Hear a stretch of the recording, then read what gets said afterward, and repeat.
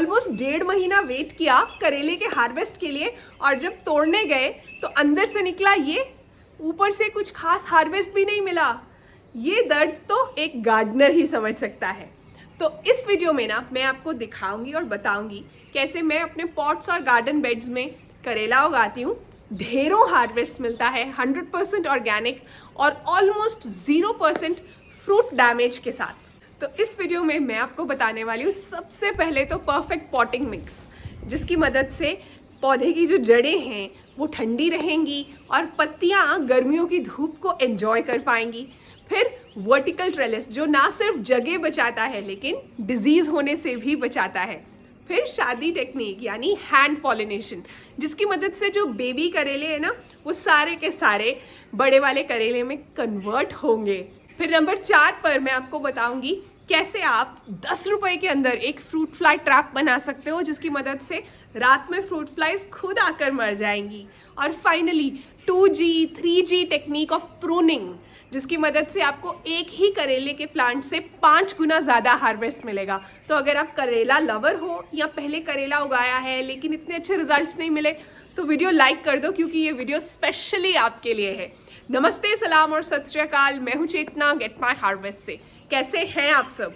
आशा करती हूँ सब बढ़िया है। कुछ गड़बड़ है तो जल्दी से ठीक हो जाएगी। तो ये करेला मास्टर क्लास वीडियो शुरू करते हैं। अब बात करते हैं उगाना कैसे है। देखो, करेला उगाने के लिए आप 2 तरह के सीड्स यूज़ कर सकते हो। शर्त यह है कि सीड्स अच्छी क्वालिटी के होने चाहिए। चाहे तो आप देसी जो ओपन पॉलिनेटेड वैरायटीज़ होती हैं वो सीड्स यूज़ कर लो, चाहे F1 हाइब्रिड कर लो। मुझसे पूछो, अगर बालकनी या टेरेस पर लगा रहे हो तो F1 हाइब्रिड बेटर है। वो बालकनी टेरेस सूटेड है, गमले और ग्रो बैग के लिए सूटेड है। तो सीड का जो ऊपर का हार्ड कोट है ना, उसे हमें सॉफन करना है या थोड़ा ओपन करने में हेल्प करना है। तो ज़रा सा निक कर सकते हो सीड को, या पूरी रात उसे भिगो सकते हो पानी में, और फिर अगले दिन उसे 1 से 1.5 सेंटीमीटर की गहराई पर आपको कोकोपीट और परलाइट के मिक्सचर में किसी कप में, ट्रे में सो करना है। तभी अच्छे से जर्मिनेशन होगी। डायरेक्टली मिट्टी में लगा सकते हो, लेकिन अभी भी पूरी तरह से गर्मी नहीं आई है, तो कई बार जर्मिनेशन, वैसे तो मैंने पहले भी बताया लेकिन फिर बताना चाहती हूँ, सीड का जो पॉइंटेड वाला पार्ट है ना, उसको आप सैंड पेपर पर, स्टोन पर या किसी भी खुरदरे सरफेस पर थोड़ा सा रब करोगे ना, तो सीड जर्मिनेशन जल्दी होती है। इसे निकिंग कहते हैं। 7 से 10 दिन में जर्मिनेशन हो जाती है। और ये जो है ऑलमोस्ट 20 दिन पुराना सैपलिंग है। अब ट्रू लीव्स के बाद 3-4 ट्रू लीव्स आ चुके हैं कॉटिलेडन्स के बाद। तो इस स्टेज पे हम इसे शिफ्ट कर सकते हैं किसी भी बड़े कंटेनर या गमले में। तो मैंने यहाँ टेरेस पर जो है बड़ा वाला कंटेनर चूज़ किया है। उसमें और भी प्लांट्स लगे हुए हैं, लेकिन साथ में करेला भी चल जाएगा। अच्छे से खाद दूंगी। थोड़ा सा जो है गड्ढा बनाया है और उसमें इस सैपलिंग को शिफ्ट कर रही हूँ। ये काम सुबह या प्रेफरेबली शाम को करना है। बहुत ज़्यादा तेज़ धूप नहीं होनी चाहिए जब आप ये काम कर रहे हो। अब सनलाइट रिक्वायरमेंट्स क्या है? करेला एक सन वर्शिपर है, धूप से बहुत प्यार है इसे। 6 से 8 घंटे की धूप चाहिए। अगर आपकी बालकनी या टेरेस पर 3 से 4 घंटे की धूप ही आती है, तो एक तो ऊपर वाले रेलिंग्स जो जहाँ सबसे ज़्यादा आती है ना, उनको यूज़ करो करेले को चढ़ाने के लिए, उसकी बेल को चढ़ाने के लिए। दूसरा, रिफ्लेक्टिव सर्फेसेस की मदद से लाइट थोड़ी और बढ़ाओ, क्योंकि जितनी ज़्यादा लाइट होगी उतने ज़्यादा करेले आएंगे। अब अगर सॉइल मिक्स की बात करें तो करेले के लिए कैसा सॉइल मिक्स चाहिए हमें? 40% गार्डन सॉइल के चाहिए हमें। फिर उसके बाद 20% कॉम्पोस्ट, हम 60% पर पहुंच गए हैं। फिर 20% ही कोकोपीट चाहिए। 80% 10% सैंड चाहिए। 5% नीम की खली, 5% बोन मील। आपके जो कंटेनर का साइज़ है ऑलमोस्ट 12 से 15 इंच डीप कंटेनर होना चाहिए। अगर आप कोई बाल्टी, ग्रो बैग या गमला ले रहे हो, अगर रेक्टेंगुलर कंटेनर ले रहे हो ना, या ग्रो बैग ले रहे हो, या सीमेंट का गमला है जैसे वहाँ है पीछे मेरे, ऐसे वाले में आप 2 से 3 प्लांट्स भी लगा सकते हो। पॉटिंग मिक्स ऐसा क्यों चाहिए? ताकि जो जड़ें हैं ना वो गर्मी में ठंडी रहें, लेकिन पत्तियां धूप एंजॉय कर पाएँ। तो पानी जो है बिल्कुल ही एकदम से निकल भी ना जाए, लेकिन बहुत देर खड़ा भी ना रहे कि रूट रॉट हो जाए। छोटे से कंटेनर में क्यों नहीं करेले उगाने? रूट्स जो है ना वो पक जाएंगी, शॉक में जाएंगी, उन्हें ज़्यादा गर्मी लगेगी, कुछ खास हार्वेस्ट नहीं मिलेगा, पौधा जल्दी मर जाएगा।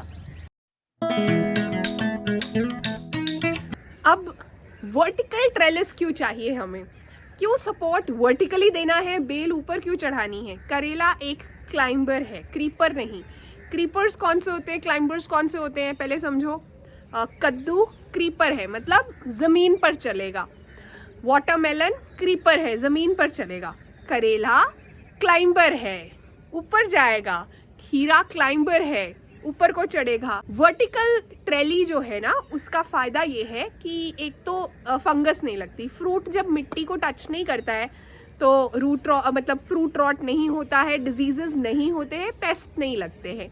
दूसरा, जब भी आप नीम के तेल का स्प्रे करोगे ना, या कोई भी और, जैसे मैंने टॉनिक बताया था अभी मंडे वाले वीडियो में, वो भी स्प्रे कर रहे हो तो स्प्रे अच्छे से जो है उसे सरफेस एरिया मिलता है स्प्रे होने के लिए, रिजल्ट्स बढ़िया मिलते हैं। अब ट्रेली में ऑप्शंस क्या है? एक तो ए बना सकते हो आप पोल्स के साथ पौधे के आसपास। दूसरा, मंडप स्टाइल बना सकते हो, 2 पोल्स लगाओ या 4 पोल्स लगाओ, ऊपर नेट लगाओ, उस तरह से बना सकते हो। या एक वर्टिकल नेट जो है अपने गमले के पास, ग्रो बैग के पास लगा सकते हो, ग्रो बैग के अंदर फिट कर सकते हो, जिससे कि करेला जो है उस पर चढ़ पाए। फिर आपको इसकी वाइन को ट्रेन कैसे करना है? देखो, जैसे 1 से 1.5 फीट की वाइन हो जाए ना, आपको इसे ट्विस्ट करके एक रस्सी की मदद से नेट पर चढ़ाना शुरू कर देना है। हर वीक चेक करना है, कोई नया स्टेम, कोई नया जो शूट है वो ज़मीन पर, मिट्टी पर रेंगना तो नहीं शुरू कर रहा। बेस के पास से कई बार नई ग्रोथ आनी शुरू होती है, वो आपको चेक करते रहना है, क्योंकि यही वाली ग्रोथ अगर ज़मीन पर रही तो डिजीजेस फैलाएगी। आपको इसे फिर से उठाकर जो है नेट के ऊपर लगा देना है। अब ये जो पार्ट है ना जिसमें मैं आपको पॉलिनेशन बता रही हूँ, यानी मैरिज, ये सभी वाइन वाली सब्जियों के लिए वैलिड है। करेला, कद्दू, लौकी, घिया, तोरी।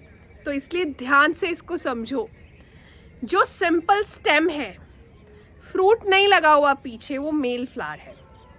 जिसके पीछे फ्रूट लगा हुआ है वो है फीमेल फ्लावर। आपको लग रहा है ना, अगर आपका फ्रूट जो है थोड़ा सा बड़ा होता है और पीला होकर गिर जाता है तो समझ जाओ पॉलिनेशन नहीं हो रहा है। आपको हैंड पॉलिनेशन कर देना चाहिए, वैसे भी मतलब डबल श्योर होने के लिए। तो स्पेशली शुरू में जब हार्वेस्ट थोड़ा कम होता है ना, तो टेंशन होती है कि क्यों नहीं आ रहा। क्या करना है आपको? सुबह 7 से 9 बजे के बीच में हैंड पॉलिनेशन करनी है, तब पोलन जो है ना फ्रेश होता है। उसके बाद 11 बजे के बाद जो है तेज़ धूप के अंदर पोलन की वायबिलिटी भी कम हो जाती है। तो हैंड पॉलिनेशन करने के लिए आपको या तो मेल फ्लावर को तोड़कर फीमेल फ्लावर के ऊपर आकर रब करना है, या मेल फ्लावर से किसी ब्रश से थोड़े पोलन लेने हैं और फीमेल फ्लावर के ऊपर वो ब्रश को रब करना है। मैं तो कहूँगी कि आप मेल फ्लावर को प्लक करो, अगर पास में नहीं है मेल और फीमेल तो मेल फ्लावर को फीमेल के पास भेजो, उसके ऊपर रब करो। ये है hand pollination. Basically female flower के सेंटर में जो स्टिकी सा पार्ट है ना, उसके ऊपर आपको मेल फ्लावर को 3 से 4 बार सर्कुलर मोशन में रब करना है, जेंटली। इतनी ज़ोर से नहीं करना कि फीमेल फ्लावर टूट जाए, बिखर जाए या गिर जाए। तो ये जो है ना, एक फीमेल फ्लावर के लिए 2 से 3 मेल फ्लावर बहुत हैं। ये प्रोसेस शुरू में थोड़ा सा ऑकवर्ड लगता है, मैं समझ सकती हूँ, लेकिन बालकनी गार्डनर्स के लिए, टेरेस गार्डनर्स के लिए ये गेम चेंजर है। क्योंकि बीज कम होती है ना कई बार शहरों के अंदर, स्पेशली जहाँ बिल्डिंग्स ही बिल्डिंग्स है, पॉलिनेशन हो नहीं पाती नेचुरली। तो ये एक बहुत अच्छा तरीका है। अब बात करते हैं करेलों के सबसे बड़े दुश्मन के बारे में। मेलन फ्रूट फ्लाइज इंडिया में करेले का सबसे बड़ा दुश्मन है। स्टडीज़ ने ये बताया है कि ऑलमोस्ट 60 से 70% तक जो है ना यील्ड को डैमेज कर देता है अगर इसे कंट्रोल ना करो। ये फ्रूट फ्लाई बेसिकली जो है इसके फ्रूट के अंदर छोटा सा एक होल बनाता है और अंदर एग्स ले कर देता है। लावा अंदर से सब कुछ खाता हुआ जो है ना बड़ा होता जाता है। जब आप हार्वेस्ट करते हो तो फ्रूट अंदर से पूरा ख़राब हुआ होता है। तो करना क्या है, आपको एक कंटेनर लेना है या प्लास्टिक बॉटल ले लेना, उसके अंदर आपको डालना है एप्पल साइडर विनेगर। उस कंटेनर में almost 2 centimetre Apple cider vinegar होना चाहिए और फिर 4 से 5 बूंदें जो हैं आप कह लो लिक्विड सोप की डालनी है। क्लिंग फिल्म के साथ इस कंटेनर को ढक दो और इसके बाद ना इस क्लिंग फिल्म के अंदर जो है आपको छेद कर देने हैं, ऐसे छेद जिसके अंदर तो फ्रूट फ्लाई चली जाए लेकिन बाहर नहीं आ पाए। ये देख लो, बस अपने प्लांट के पास, उस गमले के पास इस कंटेनर को रख देना, इतनी सारी फ्रूट फ्लाइज इकट्ठी होती हैं। अब कई बार ऐसा होता है कि बालकनी या टेरेस गार्डन में एक प्लांट था जिस पे 4 से 5 फ्रूट्स हैं, लिमिटेड फ्रूट्स हैं, आप बहुत ज़्यादा केयर कर पा रहे हो। उस केस में आप मैन्युअली भी, जब फ्रूट जो है 3 से 4 इंच का हो गया है, आपको पता है कि अच्छा हेल्दी फ्रूट बन रहा है, तो एक मसलिन क्लॉथ, मलमल के कपड़े की मदद से आप उसे जेंटली टाई कर सकते हो। आप कोई नेट का इस्तेमाल कर सकते हो। नीचे से ओपन रख देना, प्लास्टिक का कवर भी लगा सकते हो लेकिन नीचे से ओपन हो ताकि एयर सर्कुलेट होता रहे। इससे भी फ्रूट फ्लाई स्किन पियर्स नहीं कर पाएगी। वैसे हर 15 दिन में अगर आप नीम के तेल का स्प्रे करोगे ना, 5 ml नीम का तेल 1 लीटर गुनगुने पानी में 4 से 5 ड्रॉप्स लिक्विड सोप की मिक्स करके अपने पौधे पर स्प्रे करते रहोगे ना, तो ये प्रिवेंटिव है। फ्रूट फ्लाइज कहेंगे कि ये बढ़िया नहीं है, यहाँ पे नहीं आना, दूर रहो इस पौधे से। अब समझते हैं कि एक करेले को प्रून क्यों करना है, इसकी छटाई क्यों करनी पड़ती है। देखो, करेला ना बहुत सी साइड ब्रांचेस और बहुत सी लेटरल शूट्स बनाता है, लेकिन सभी प्रोडक्टिव नहीं होती है। रिसर्च और गाइडलाइंस ये कहती हैं कि मेन स्टेम जब आ रही है ना, मेन वाला जो आपका शूट आ गया है, उसके साथ 8 से 10 जितनी भी ये वाली शूट्स आएंगी ना, इन्हें कट करते रहना है। मेन ऊपर पहुंच गया जब ट्रेलिस के ऊपर, तो इसकी टिप को पिंच कर देना है। वहाँ पे जो ब्रांचिंग होगी ना, बहुत जल्दी होगी, बढ़िया होगी। 8 से 10 लेटरल ब्रांचेस आपने काट देनी है। मतलब एक सिंपल क्लीन शूट आपको दिखना चाहिए पहले तो जब मेन प्लांट 4 से 5 फीट का हो लेने दो, साइड के लेटरल ब्रांचेस काटते जाओ, 8 से 10 ब्रांचेस निकाल देने हैं। ये है स्टेज 1। स्टेज 2 पे ये मेन वाला जो प्लांट है, इसकी टिप को पिंच कर देना है। ये है 2G ब्रांचिंग, जो इसके बाद ग्रोथ आएगी। फिर 2G भी ऑलमोस्ट आप 1 हफ्ता 10 दिन के लिए ग्रो करने दो अच्छे से। उसके बाद 2G के भी एंड्स को पिंच कर दो, वो 3G हो जाएगा। ये जो 3G है, ये स्टेज 3 है। 3G वाली जो ब्रांचिंग है ना, इस पर सबसे ज़्यादा फीमेल फ्लावर्स आते हैं, सबसे ज़्यादा करेले उस स्टेज पर मिलते हैं। तो ये बहुत सिंपल सा प्रोसेस है। जो आप देखोगे प्लांट इग्नोर्ड है ना, बुशी हुआ है, कहने को घना है, उसमें इतने करेले नहीं आएंगे। जिसमें आपने इस तरह से प्रॉपर प्रूनिंग की है ना, 3 स्टेजेस में, पहले मेन स्टेम, उसके बाद उसकी टॉप की पिंचिंग, साइड से सब निकालते रहना है। टॉप पे 2 बन गई, फिर उनको बढ़ने देना है, फिर उनकी टिप्स की पिंचिंग, उनमें 3-3 बनेंगी। वो बढ़िया हार्वेस्ट देगा ना, आप हैरान रह जाओगे। अब अगर पानी देने के बारे में बात करें, रोज थोड़ा थोड़ा पानी देना है? नहीं, पहला 2 से 3 सेंटीमीटर सॉइल जब ड्राई हो तभी पानी देना है, और अच्छे से पानी देना है। चाहे 2 दिन पानी ना देना पड़े, रोज थोड़ा थोड़ा पानी देने से क्या होता है, जड़ों तक पानी नहीं पहुंचता, पौधा मर जाएगा। आपको लगेगा मैंने तो रोज पानी दिया था। आपको अच्छे से पानी देना है, पानी नीचे से निकल जाए, खड़ा नहीं रहे, फिर और गड़बड़ हो जाएगी। तो ड्रेनेज होल में से पानी निकल जाए, आपको पता चले हर 2-3 दिन में मिट्टी सूख रही है, पौधा हेल्दी है। पानी देने का तरीका तो ये है, हर पौधे को डीप वाटरिंग, ये तो आपके लिए गोल्डन रूल होना चाहिए, याद रख लो गेट माई हार्वेस्ट फैमिली। अब खाद देने के बारे में बात करें, कब देनी है, कैसे देनी है और फ्रीक्वेंसी क्या होनी चाहिए। तो इसका फर्टिलाइजेशन शेड्यूल क्या है। देखो, शुरू में तो हमने कॉम्पोस्ट, नीम की खली और बोन मील डाल ही दिया है। बोन मील ऑप्शनल है, डालोगे तो पौधे को अच्छा लगेगा। बोन मील डाल लो या रॉक फॉस्फेट डाल लो। फिर क्या करना है, जब आपने पौधा जो है वो 4 से 5 फीट का हो गया है ना, तो हर 15 से 20 दिन में आपको एक ना एक लिक्विड टॉनिक देना है और हर महीने कंपोस्ट की टॉप ड्रेसिंग करनी है। कंपोस्ट दे लो, या उस टाइम पे आपको लग रहा है कि आपके पास जो है वुड हैश है, पोटैश है, कुछ ऐसी चीज़ें तो दे सकते हो। महीने में एक बार कंपोस्ट मैं प्रेफर करूँगी, वर्मी कंपोस्ट या गाय के गोबर की खाद वेल रॉटन वाली, वो दे लो। 15 से 20 दिन में जो लिक्विड टॉनिक देना है वो कौन सा देना है, आप कंपोस्ट टी दे सकते हो, स्प्रे भी कर सकते हो फोलिएज के ऊपर। लिक्विड सीवीड एक्सट्रैक्ट भी स्प्रे कर सकते हो फोलिएज के ऊपर। जो टॉनिक मैंने अपने मंडे वाले वीडियो में बताया है वो भी दे सकते हो, वो भी एक कंप्लीट खाद है पौधे के लिए। हर 15 से 20 दिन में, क्योंकि गर्मी का टाइम है ना, तो ये वाले टॉनिक देते जाओ प्लस टॉप ड्रेस करते जाओ, बहुत बढ़िया रिजल्ट्स मिलेंगे। अभी समझते हैं कि हार्वेस्टिंग कब करनी है, कब पता चलता है कि करेला तैयार है हार्वेस्ट होने के लिए। एक तो एक्सपीरियंस से पता चलता है, ठीक है। ये मत सोचो कि आपको पहली बार में ही पता चल जाएगा, कभी कभी थोड़ी गलती भी होती है। ओवरऑल कच्चा होना चाहिए फ्रूट, यहाँ हम इसे पकने नहीं दे सकते, तो राइप नहीं होना चाहिए, डार्क ग्रीन होना चाहिए। जब आप इसे कट करो तो अंदर सीड्स सॉफ्ट होने चाहिए। अगर आप डिले कर रहे हो, अब इसमें साइज़ नहीं मैटर करता, आपकी करेले की वैरायटी डिपेंड करता है। कई बार लंबे वाले करेले होते हैं, कई बार छोटे छोटे वाले भी होते हैं, जिसे यहाँ शायद करेलियाँ कहते हैं पंजाब में, कुछ ये डिफरेंसेस भी हैं। तो इसलिए हो सकता है कि छोटे में ही मैच्योर होना शुरू हो जाए, वो वैरायटी ऐसी है।